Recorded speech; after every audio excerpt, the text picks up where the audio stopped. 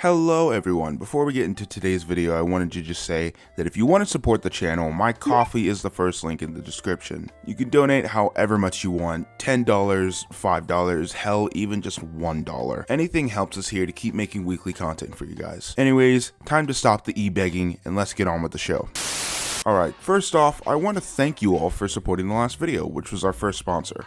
I ended up getting a couple messages, both from personal friends as well as subscribers, about how they bought the card in order to get into content creation, which is absolutely fantastic. I'm glad I was able to help in any way, shape, or form. Plus, due to the success of that video, I was able to upgrade my graphics card from the 750 Ti I've had since I was about 16 years old. Alas, a card that's done well, but suffered at the hands of more modern titles. Plus, I have a 4K TV now, I like playing shit at 4K. And as a way to tangibly show this upgrade, I was originally going to be taking a look at Sunset Overdrive, a game that I recently played, but that script ended up falling through. Don't get me wrong, it's a great game that I highly suggest, especially for the Steam summer sale price of $10 right now. If you want some quick bullet points of what I thought about the game, here it is. Now, while that may sound like I had more than enough material to work with, it just didn't feel right. To be completely honest, over making these weekly videos, I feel like I've been losing my gaming roots, focusing more on playing games for the channel, rather than playing games, then making videos. Honestly, it's a balance that I've struggled with for the past 3 years since I've gotten back deep into content creation, but I think I've figured out a way to fix it.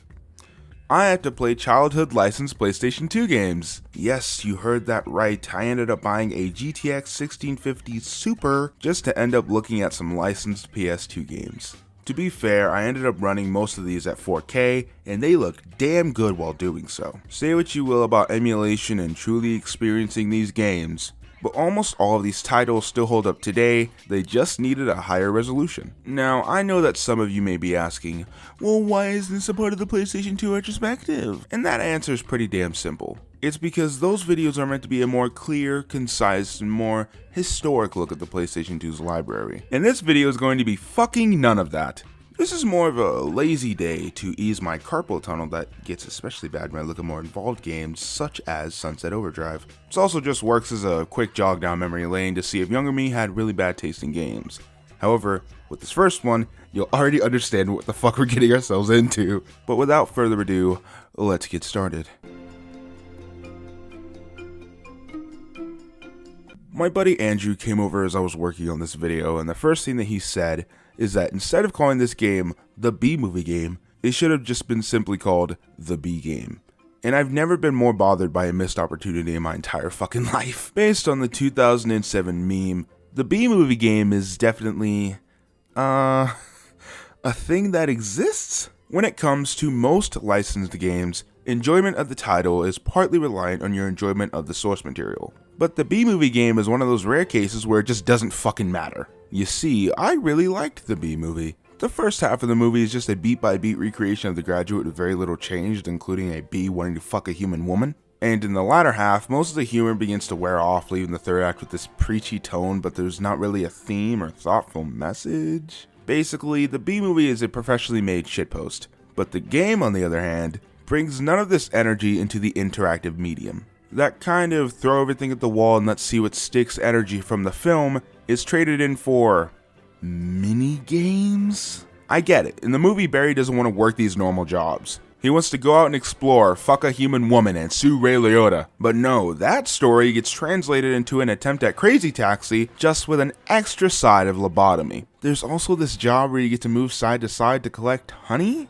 And there's a racing job? What the fuck? You're not even trying anymore. Now, luckily, these are just side missions. However, you have to play them in order to get to the first actual story mission. Well, was it worth the wait? No. Remember that part in the movie where Barry does the ride-along with the pollen jocks over that film's version of Central Park? Well, instead of this beautiful, mesmerizing city park, the park in the game is a drab, lifeless piece of shit. It's ugly as hell. Even the skybox is bad.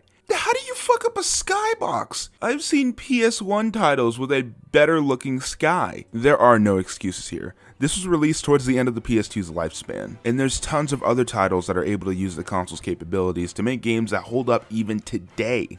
The next game I'm looking at came out 3 years before this one and looks leaps and bounds better. But back to the mission at the park. To make things even worse, this section is entirely on rails, which initially doesn't sound that bad.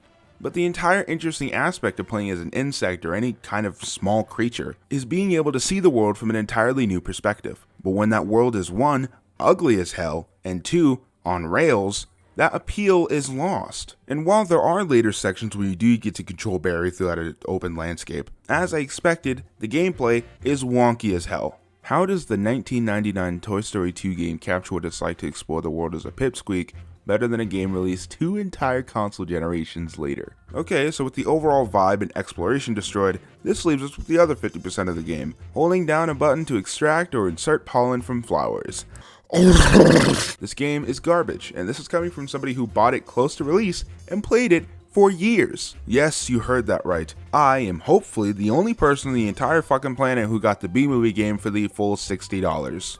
I'm not sure what video I said it in, or if I even did say it in a video, but in 2007, me and my father went to Fry's Electronics and he offered to buy me a game. There were only 2 PlayStation 2 games, the B-movie game, and Kingdom Hearts 2. Then on that day, I made a mistake that will haunt me until the end of time. Despite the nostalgia that swept over me when I started replaying this game for the footage, the B-movie game is hands down the worst game I've played for this channel so far. But I'm getting a terrifying feeling that it will be toppled one day.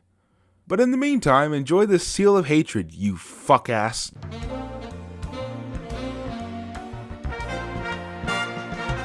Ah, hell yeah, baby, we're at the good shit. The Incredibles is not only one of the best films ever made, but it's also a great action-adventure game. Almost everything I complained about that previous little stinker is fixed when it comes to this game. But why is that? Why is it that some of these licensed games aren't just good for being based on movies or comics, but can even stand alone as an overall great title? Well, a pretty big reason for the Incredibles seal of quality is due to it being developed by Heavy Iron Studios, who also made the original Battle for Bikini Bottom, as well as a shit ton of other licensed games. But I've only really played these 2, as well as a couple other titles that I'll touch on later. The easiest way to articulate why I love Heavy Iron Studios is that they take a property and make it a good game first and foremost. I mean, yeah, that sounds cliche, but after replaying 4 of their games for this video, you really begin to see the attention to detail, specifically in the way that they meld an enjoyable game with being a good adaptation. And while all of their games that I've played fit into this mold, The Incredibles just does it so damn well. This game grasps not only the music and visual style, at least as much as a console in 2004 could, but it also gets the film's overall tone. I mean, sure, we could include the themes of adultery or attempted suicide. However, it instead goes back to the core of the concept that Brad Bird came from, melding 60s comics with spy films. And all that shit still comes across in the little old PlayStation 2. And then Heavy Iron does their thing where they add some pretty solid gameplay, leaving us with a damn good licensed title. Well, mostly solid gameplay. The combat, specifically Mr. Incredibles, is just a bit too simple for my liking. It gives the player a standard attack and a super attack that depletes the meter in the upper left corner. You can also do a slam down attack and throw enemies, but that's it. Yeah, it sounds like a lot, but in an action-adventure game, the combat is just as important as the platforming and boss fights. And while this simplicity didn't bother me in Battle for Bikini Bottom, this standard gameplay specifically for Bob is just a bit disappointing. But Mrs. Incredible plays great. She plays really great.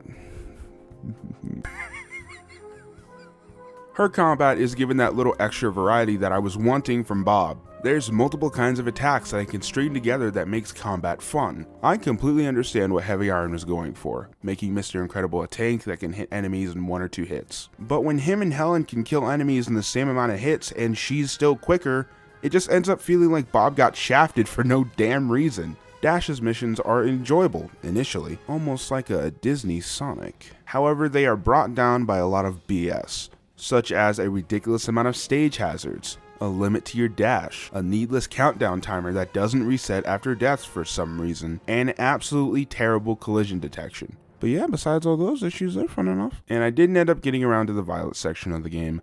I don't have an endless amount of time here, guys. I have a life that I need to live. However, my biggest gripe is this odd inclusion for Mrs. Incredible, which is this first-person mode. You can't dodge or move at all for some reason, except for your standard attack. So why is there even a first-person mode? And why does only Elastigirl get... Oh. Oh, I get it now. The fact that Heavy Iron aren't making any big games, let alone licensed titles anymore, just makes me kinda sad. Their last big game was, I kid you not, 2012's Family Guy Back to the Multiverse. Well, I guess the world did end in 2012. All jokes aside, this really makes me fucking sad. I mean, just imagine if Heavy Iron was still making licensed games, what a modern HD Incredibles 2 game would look like. Mrs. Incredible in 4K, boy.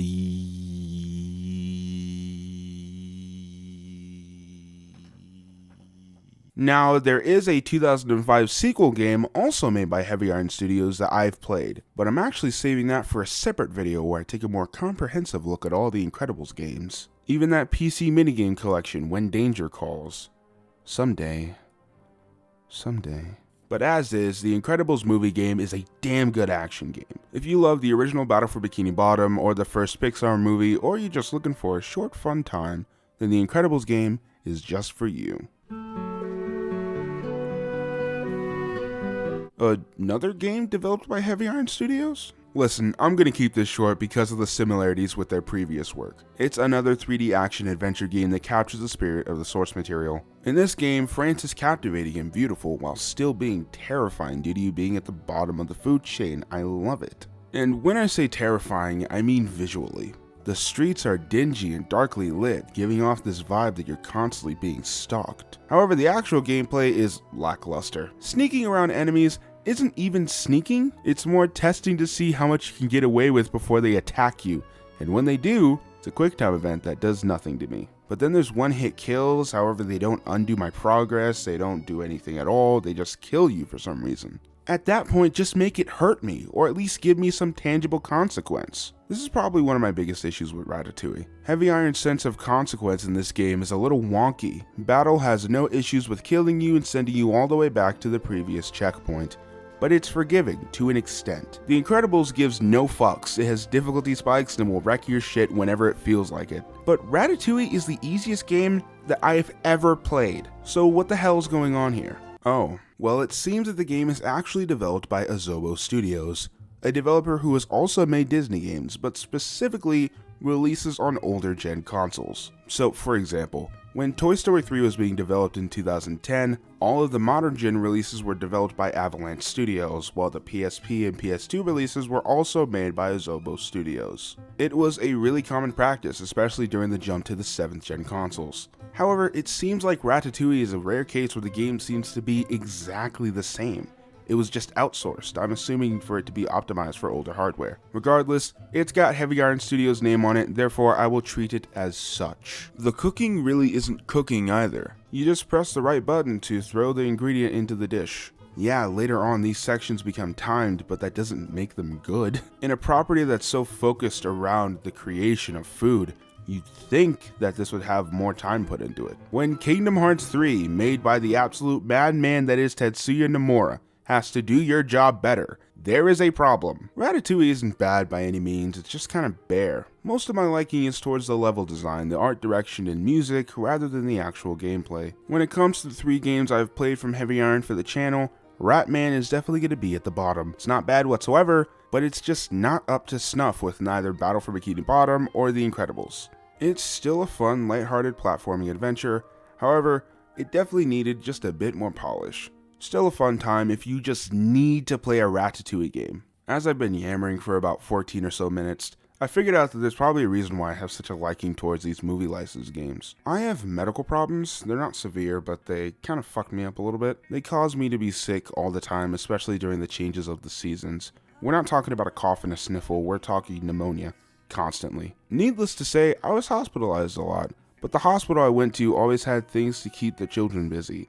There were meals that you got to pick out yourself, there were VHS tapes that you could borrow and watch in your room, and of course, there was a PS2 with a cornucopia of games. And despite there being games I had never played before available right in front of my eyes, I constantly kept coming back to some of my old favorites, like the ones in this very video. So yeah, while some of these stood the test of time and others should rot in hell, I still love these games. Now, I had initially planned to look at far more. We're talking TMNT, Open Season, Finding Nemo, X-Men Origins, Spider-Man 3. There's so many of these games that I played during my formative years. But ironically, the video I made in order to give my hands a break ended up giving me the worst carpal tunnel that I've ever had. Plus, this video is already too damn long. I went to sleep. So tell you what, I'll make a sequel. When? I don't know. Don't hold me to it. But on top of that, if there's a childhood licensed game that you want me to take a look at, tell me in the comment section, man. Maybe I'll make a spin-off video where I take a look at all of your childhood licensed games. Again, one more time, if you want to support the channel, my coffee is the first link in the description. You can donate $1, just $1. Everything helps. Thank you so much for watching. Like, subscribe, all that jazz. I'll catch you guys next week. Later, kids, and have a good night.